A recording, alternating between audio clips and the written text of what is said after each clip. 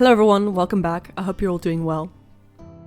Today I'd like to share some face-up footage of a special commission I took on in June, and I got to paint two male BJD heads in very different styles.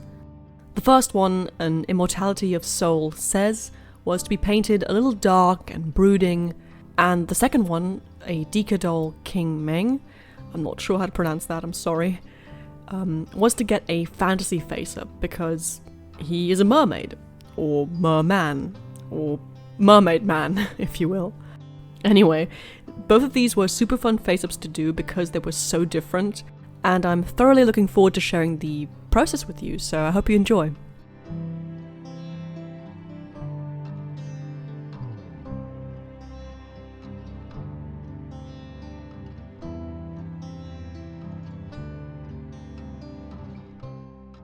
I started out as always with the airbrushing. The iOS head was leaning towards NS yellow, so that's the colour palette I went for. I gave him some deeper shadows in the face, focusing the colour around the cheekbones and eye sockets so that the colour would sink in and give the face some depth, and make it look more three-dimensional.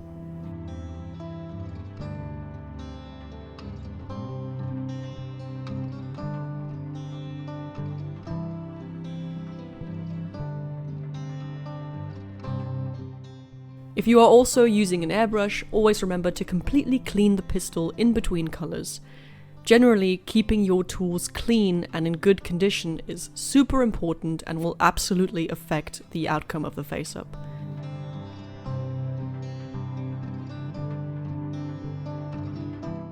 These were some of the reference pictures I was sent. I usually do get reference pictures for every head that comes in. I thought it would be interesting though to show you these because you can see how it affects my choice of colour for this face-up. Knowing the colour of the fantasy parts of the DikaDoll Mermaid also played a huge role because, of course, you want everything to go together in the end. Good reference pictures and clear instructions are definitely key in the process. In this case, the reference pictures were meant to be a rough guideline, and I pretty much had free rein for how I was going to adapt this vision board into a face-up for the character. I began by airbrushing a scale pattern onto the head using some scrap netting that I found in my fabric drawer. This came out surprisingly well. It's not the first time I've used something like a stencil for airbrushing, but I was surprised how well this pattern actually showed up on the resin, considering how small the netting was. Next step was adding the eyelashes and giving the skin more depth using pastels.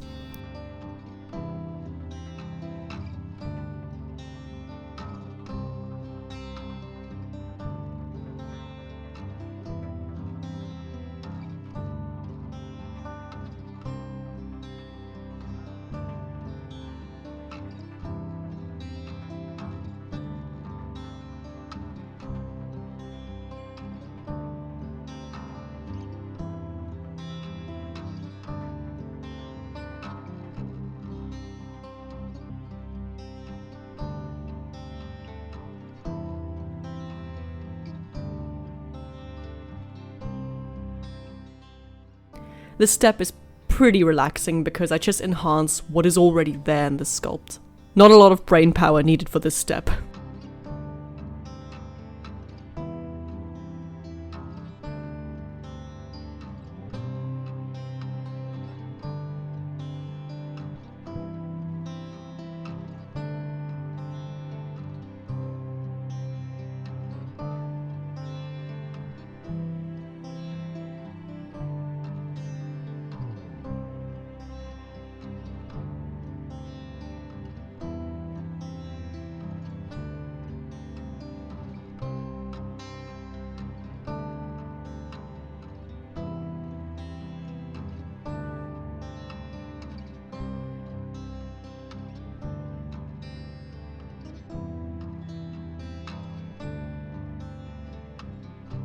Then I began to darken the blue around the edges of the head for the mermaid man, and here's where I encountered a problem with the scale pattern.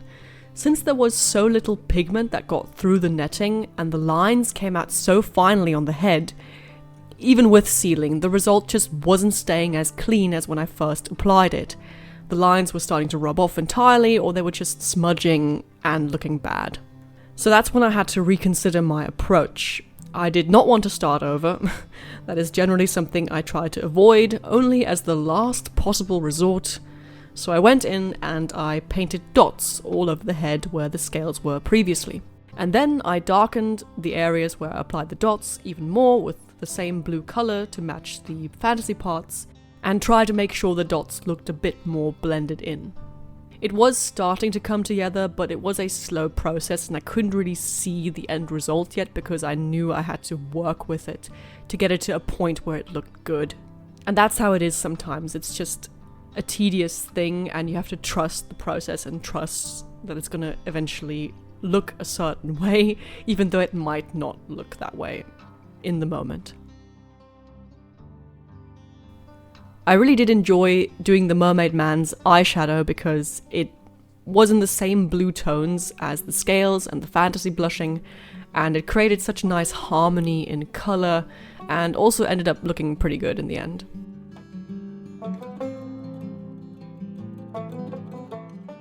Back to the iOS head, this guy was already at a much further stage of the process because Mermaid Man was super time consuming compared to the more natural basic face-up that the iOS head was getting.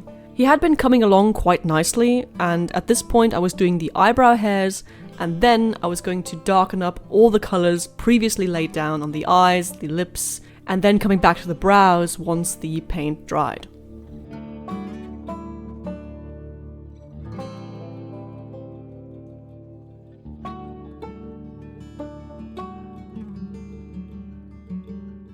Taking one last work-in-progress picture here for the client, so that they can give it their blessing for final sealing and glossing. I usually send out 3 work-in-progress pictures in total, sometimes 2. It really depends on the process and it depends on the elaborateness of the face-up. I think in this case I had 3 work-in-progress pictures.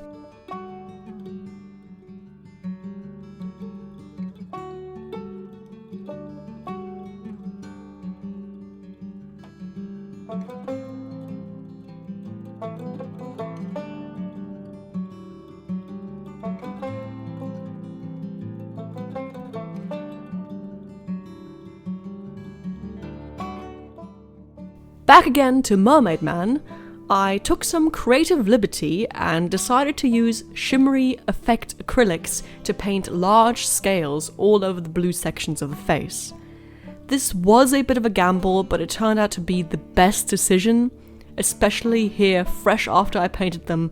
They looked so cool and wet and scaly, and I was super happy that the client thought they looked great too, because they just fit the overall look that we were going for, and they were just very fantasy and very mermaid-like, and was a complete win on all ends.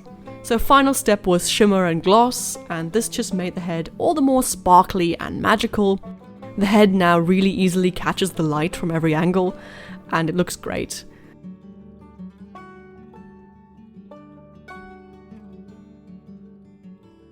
I used 2 different colors of shimmer. I used blue sparkly pastels and then white sparkle dust to create a multicolored shimmer effect. You can still see the traces of the original scaling on the chin, which I think just adds character and dimension and visual interest and really shows how this face-up was a process and that sometimes things will develop along the way and you can't always have the perfect vision mapped out before you paint. You need to let the magic happen.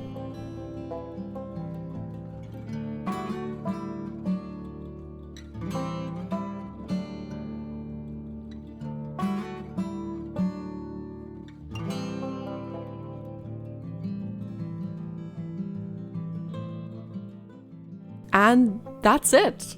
These were 2 very fun and very different heads to paint. Let me know below which one is your favorite, Mermaid Man or Brooding Boy, DikaDoll or iOS head. I think I'm leaning towards Mermaid Man just because it was such a process until it got to a point where I was happy with him. But I also really enjoyed painting the iOS head because it was super relaxing and it was really easy. So yeah, let me know which one was your favorite down below. Leave a like if you like this video, subscribe if you'd like to stick around, And as always, have a great day wherever you are, and I'll see you all very soon in the next one.